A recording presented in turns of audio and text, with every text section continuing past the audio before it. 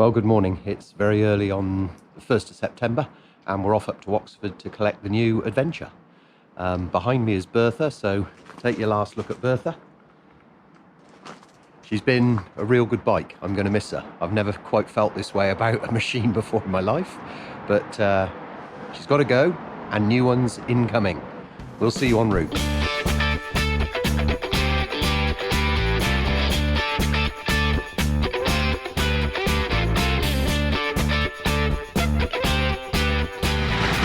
Well, happy Tuesday. We are en route to Oxford. As you can see, we're 62.6 miles in, and that means we've got about 8 miles to go. It's about 70 miles there and 70 miles back to North Oxford garages. And today we are swapping Bertha, my beautiful GS, who has taken me to all four corners of the United Kingdom without trouble, without drama, and very reliably. So thank you, Bertha. Never felt quite so emotional about part exchanging a machine, but all the same. We're about to swap her for a BMW R1250GS exclusive TE.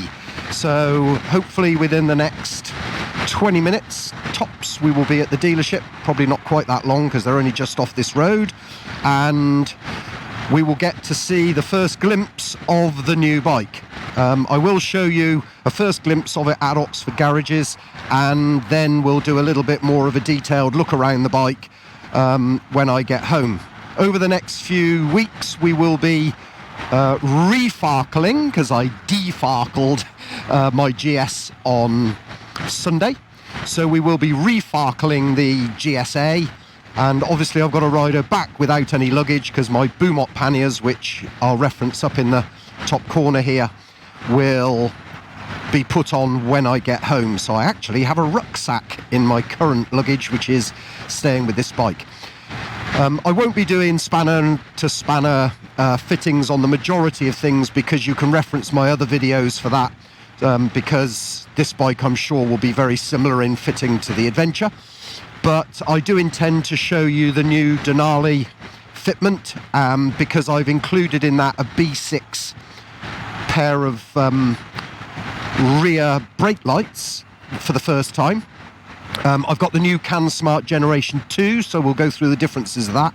And I've partnered on that with A Bike Thing, and I will reference their website and their YouTube channel down below. So Steve Abel has very kindly sent me a couple of items of Denali. I've also, I would say, paid for an item as well.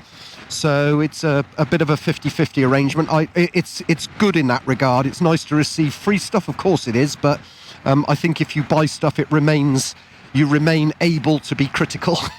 Not that I should be critical of Steve, I have to say, because he leapt in at first opportunity of me buying a new bike and offered his assistance, and I'm very grateful for that, and he's been true to his word throughout. So he's now one of the biggest Denali distributors in the United Kingdom, and he also has a few other products on his website as well, such as the Skylift and stuff.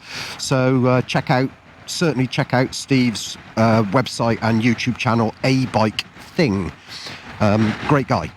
So we'll be there very shortly, and we need also to be doing some pretty quick miles on the bike. I've got it booked in for a first service on the 15th, I think, of September, so 2 weeks time, because we're off to Ireland on a tour on the 18th of September. So we'll be taking her with it, and I wanted to get the service done before then. So we'll maybe show you that coming up for first service as well. Fortunately, they've thrown that one in to the price of the bike. There seems to be an awful lot of police around checking speed. I guess that's because the traffic is now pretty much back to normal after the pandemic. So anyway, next time you'll see us, we'll be at the dealers. We'll take a very quick look at the bike after I've signed the papers and got ownership of her, and then we will talk a little bit on the ride back down, but mainly I'll show you around the bike as the first reveal when we get back to Southampton. So we'll see you in a little bit. It's very strange when you buy any kind of new bike or new car. No one takes their bike or car back with fuel in it.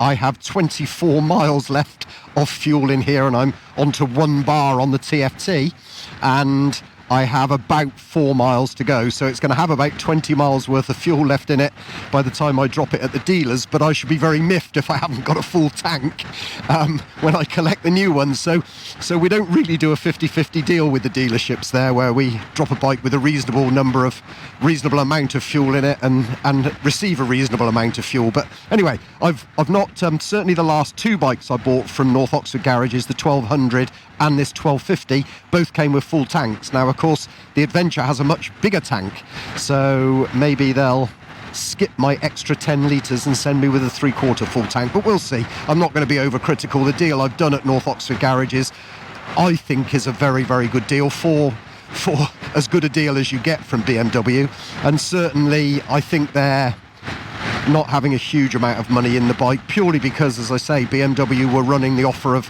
part exchange, an extra £1,000 on all of the R models, and the dealer has to make up 500 quid of that. And the salesman was saying that they actually make, I think he said, £1,500 out of the sale of a GS. So a good chunk of that has gone with what they've given me extra for my bike, and an extra 250 quid that I demanded, and various other concessions like the free first service and such like. So there's my man maths coming back into play. Anyway, coming up to the turn, we'll be getting off at this turn by what we used to call the Pear Tree services, and then we will ride our way down to the Wolvercote roundabout and park up. See you in a moment.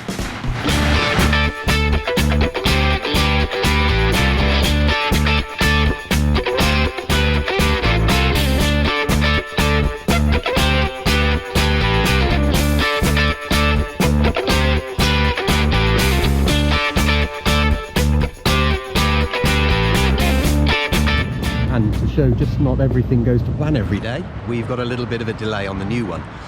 Been here about an hour now, but we have a little bit of a problem with the trackers swapping over. So as you know, I have a Data Tool Track King Adventure tracker on my old bike, and that seems to be conflicting with the new Data Tool Stealth tracker, which goes on the new bike, or at least it can't see the GPS. So at the moment the bike is back in the workshop, and they're swapping my old tracker onto my new bike, and then they'll have to order a new tracker, and I'll have to come back up and have that fitted. It's no big drama, but I don't want to ride the bike without the tracker, because that's one of the clauses of the insurance. So we'll be back soon, hopefully, with the bike. Anyway, we have the new Adventure. You probably can't see very much unless I bend my head down like this, but there she is. That is the new breadth of the tank. Black handlebars, nice little pocket here. Anyway, we will see over the next weeks and months how she goes, and we'll bring you a review once we've ridden her for certainly the tour that we're doing in Ireland on the 18th. Maybe when I get back from that, I'll do a review of how she performed on tour. Also, there'll be a few videos coming up with me fitting some of the accessories to this bike. And also, when I get back to Southampton today, I will quickly run round with the camera just to give you a better look at the bike as she sits on my driveway before I touch her. So we'll catch up with you a little bit later. Running her in, so we're needing not necessarily to keep at a standard speed here. I'm on the motorway, I'm doing 66 at the minute on the speedo, which is probably only about 63 actually on the road. But we need to alter the speed. That's the key to running in, is not to strain the engine in the wrong gears and to keep moving the speed around. Now, debatable whether modern engineering machinery needs to be run in, but we'll play the game until we take her in for a first service on the 15th of September in 2 weeks' time. So we'll see you now when we get down in Southampton to have a run round the bike and just get you to have a look at her before we fit anything at all to her, exactly as she's come out of the showroom. We'll see you in a bit. So here we have it. I do apologise if there's gravel noises as I walk around the bike or helicopter noises overhead, but we are now in the middle of the city. But here she is now, home and ready to be put away. It's taken me a little longer to get the job done today, which was a little bit unfortunate with the tracker issue, but it does mean that I'm not going to get to fit any of the luggage or anything to it today, but as soon as I do, I'll let you have a look at that too. But there she is in all of her glory. We'll just take a little walk round, and then we'll highlight some of the things that are on her that maybe weren't on the last one.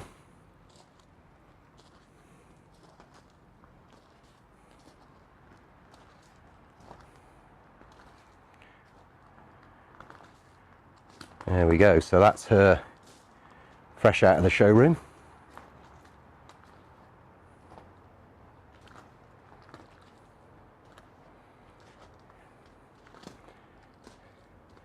So if we now take a look down, I've gone all bling, which I never thought I would to this day, but we have gold wheels on the rear and gold wheels on the front. Obviously, being an adventure, we also have the BMW lights either side, and I'm hoping that maybe I'd be able to load those into the Denali CanSmart, but we'll see how that goes because I don't want to be cutting any of the loom or anything. Pretty much other than that, it's a pretty standard GS. The Adventure is not significantly different. Bigger screen, as we already said. I did have the frame guards as an option. There's another £60 gone on you, and just because I spent it, I'll let you see them. There they are there, either side of the bike, obviously. And if we look at the bike from above, we'll see the extra protection of the GS and the fact that when you're sat on the bike, you actually struggle to see any of the cylinders. Well, certainly you only see the back edge of the cylinders, and not as you would do on a normal GS, seeing the whole of the boxer engine. So the only thing I would say is with the extra size, the TFT actually looks quite tiny, but wind deflectors we can see from there, and a slightly different seat. I've yet to discover obviously if that's going to be any more or less comfortable than the old seat, but it's very, very similar and certainly very cushioned, and on the 70-mile ride back here I had no issues with it. Scaffolding will get covered very shortly, but that, ladies and gentlemen, is the new R1250GS Adventure TE. Exclusive. And she's all mine.